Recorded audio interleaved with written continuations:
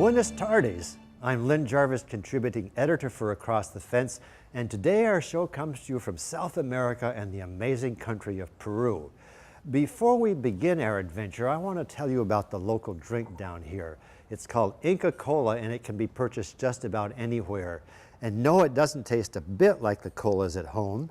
As you can see, it's yellow, it's very sweet, but it does have a lot of caffeine, and I'm going to need a lot of that for this journey. Salute! The gateway to Machu Picchu is Cusco, the historic capital of the Inca Empire, now a UN World Heritage Site and one of the most important tourist destinations in Peru. Dominating the square of the warrior is this statue of Emperor Pachacuti, creator of the Inca Empire. He chose Cusco as his imperial city and designed it to reflect the strength and beauty of his heritage. Everywhere there is evidence of its rich and complex history, representing the contrast of their culture and Spanish colonial. A wake-up call at 4 a.m., a bus ride at 5, and at 6 a train ride, and then another bus that wound its way up a narrow dirt road. We finally arrived at Machu Picchu at 8 a.m. Standing here looking out over Machu Picchu is definitely one of the highlights of my travel adventures. Built by the Incas back in the 1500s, it's at an altitude of 8,000 feet. Now, it's hard to capture in pictures, but I'll do my best to show its history and grandeur along with me as we take a look around.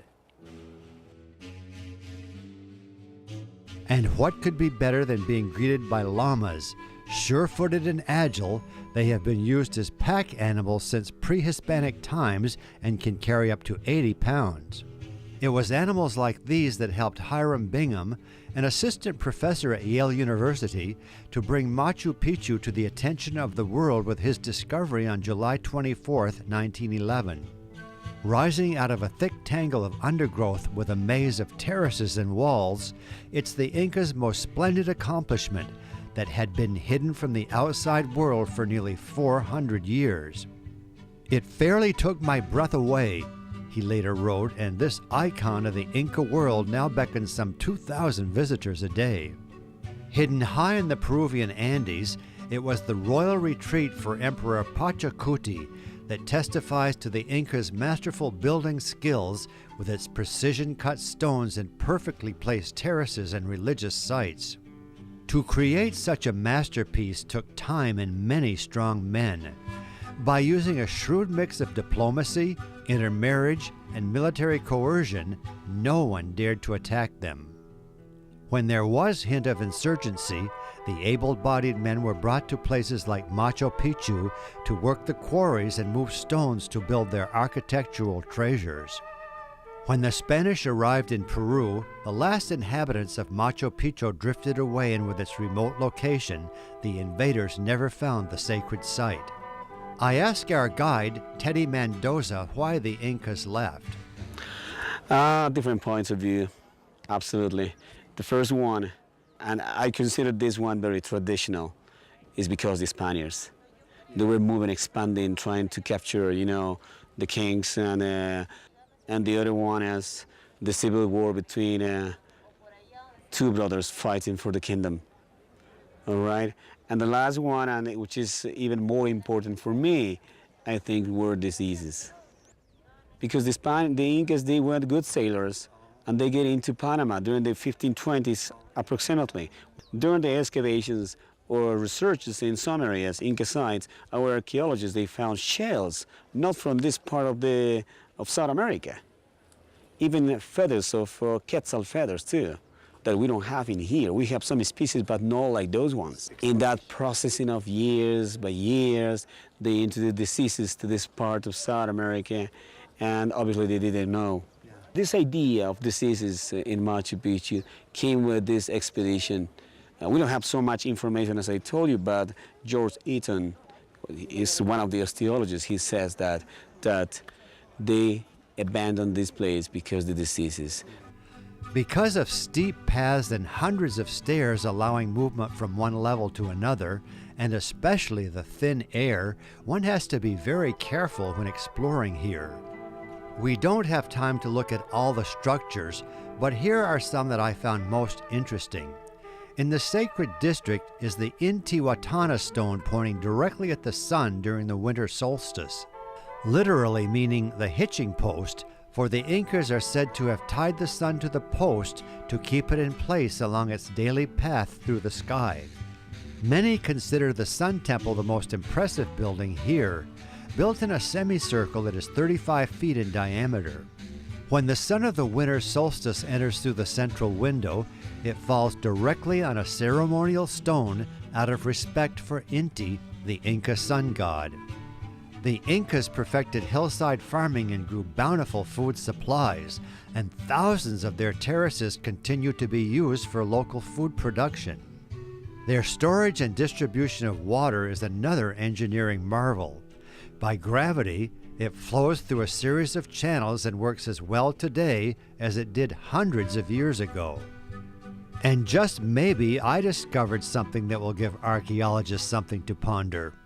To me, this looks like the head of a rabbit set carefully in stone. Our guide said he had never noticed it before. Back in the small town at the base of Machu Picchu, we had a late lunch while listening to some talented musicians, and I was happy that all had gone so well.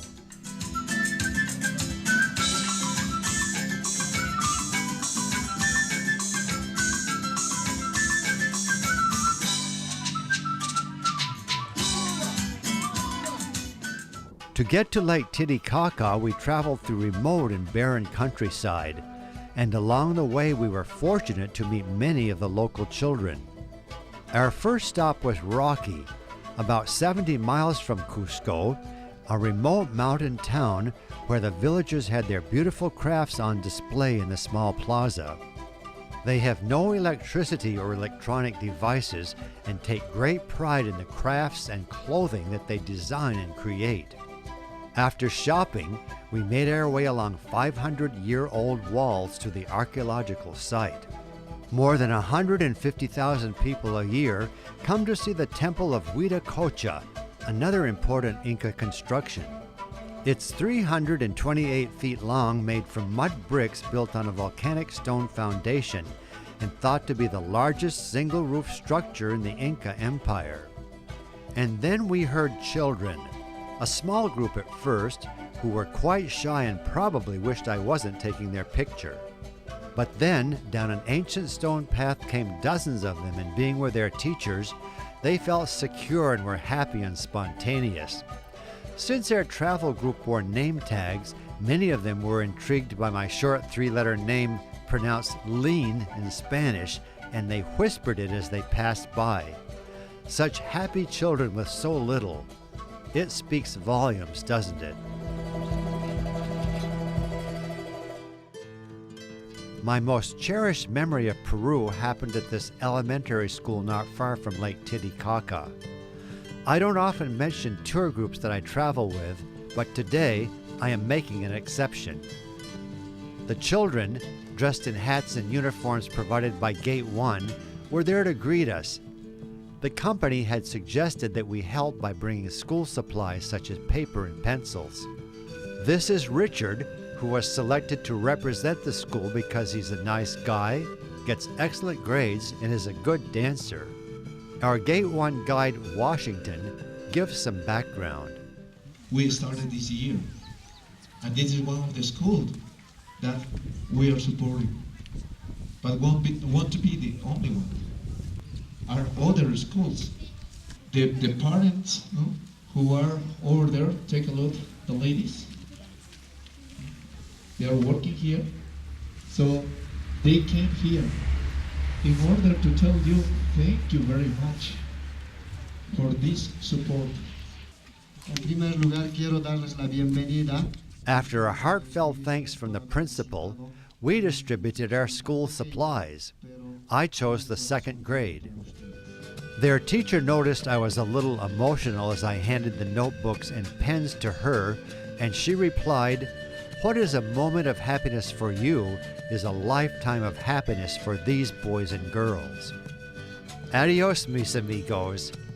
With the help of Gate 1 and tourists from around the world, you will get a good education, and with hard work and dedication, your dreams can come true. This is Lake Titicaca on the border of Peru and Bolivia, high in the Andes at 12,500 feet. And believe me, you don't dash around here because the air is very thin. But we're going to meet one of the most amazing civilizations I have ever heard about. In the afternoon sun, it was very impressive with Bolivia there in the distance. Lake Titicaca is the highest navigable lake in the world and the largest in South America. Recent discoveries indicate that massive Titicaca has been inhabited for thousands of years and is now the home to Quechua and Aymara Indians, both here long before the Incas. To them, the lake is sacred with powerful spirits deep within. For it was here that Viracocha, the creator deity, lighted a dark world by having the sun, moon, and stars rise from the lake to occupy their places in the sky. And from nearby came Malku Capac and Mama Oclo, the first man and woman. They're Adam and Eve, who were commanded to go out and populate the world. Familiar stories, aren't they? Some 100,000 people live in Puno, crowded into less than 2 miles of flat land between the shores of Lake Titicaca and the mountains. Because of the thin air, one walks very slowly, but it is an interesting place to explore on foot. This is Lima Street, just for pedestrians, that's full of interesting shops and restaurants. Puno is considered the folkloric capital of Peru because of its artistic wealth and cultural expression, particularly in dance, and we sat on the steps of their cathedral to watch a splendid example of this, and we'll see that later. Remember that I mentioned that we would be visiting an amazing group of people? Well, to get there, we went down to Puno Harbor that's full of boats to bring people to the floating islands of Uros. With the help of our guide Washington, we found our boat and climbed aboard. It was a spectacular morning, and at this altitude, the air was dry and clear. As unbelievable as it sounds, the Uros Indians live on floating islands that are made from tortora reeds that grow in abundance along the shore. The original idea was defense so the islands could be moved if a threat arose, and it wasn't until some 35 years ago that they first came to the attention of the modern world. Several hundred pre-Incan people still live on the 40-some islands and only boat to Puno for business transactions, shopping, and school. Only a few islands, however, are set up to receive tourists, while the vast majority of Uros people live in continued isolation and peace, far away from the rest of the world. The family on the island we visited were anxious for our arrival, and they were most hospitable. Since it was a school day, only the adults were there to greet us. Walking on the island made from reeds was like being on a giant sponge, and at any minute you could fall through a crack, never to be seen again. I peeked into their small kitchen, and there on the table, the dishes from breakfast sat waiting to be washed. I'm sure they'll get to it as soon as we leave. And this is the bedroom. I wondered if they sleep in shifts, as it is so small, and they must have superior dispositions to all get along in such close quarters.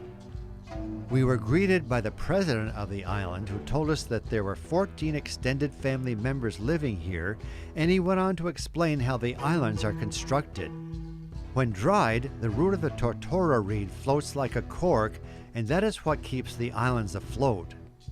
The roots are bound together in large blocks like this that are attached to 10 logs that are towed in from the mainland, which creates a floating foundation that will last for up to 30 years. To keep the islands from drifting to Bolivia on a windy day, 7 anchors are used that are at a depth of 350 feet. What a fascinating and remote part of the world, and I'm pleased that you could explore along with me. Now back to the mainland to enjoy some of the music and dance that I mentioned earlier. We were lucky to be in Puno for a competition sponsored by the Instituto Técnico Superior del Altiplano along the street in front of the cathedral. The event started at 4 p.m. and lasted until well after dark. It was a big party and a good time for all. I particularly enjoyed seeing the children dressed in their Sunday best and those beautiful braids. Now let's sit back and enjoy the performances by these young dancers and musicians.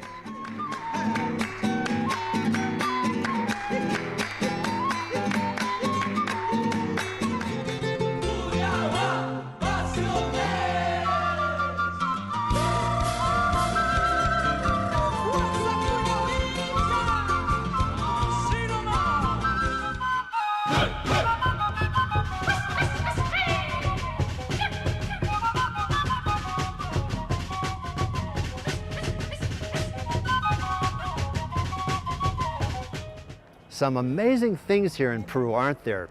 I have to give the ancient people who lived in this part of the world a lot of credit for what they accomplished, and to those who preserved it for us to marvel at centuries later.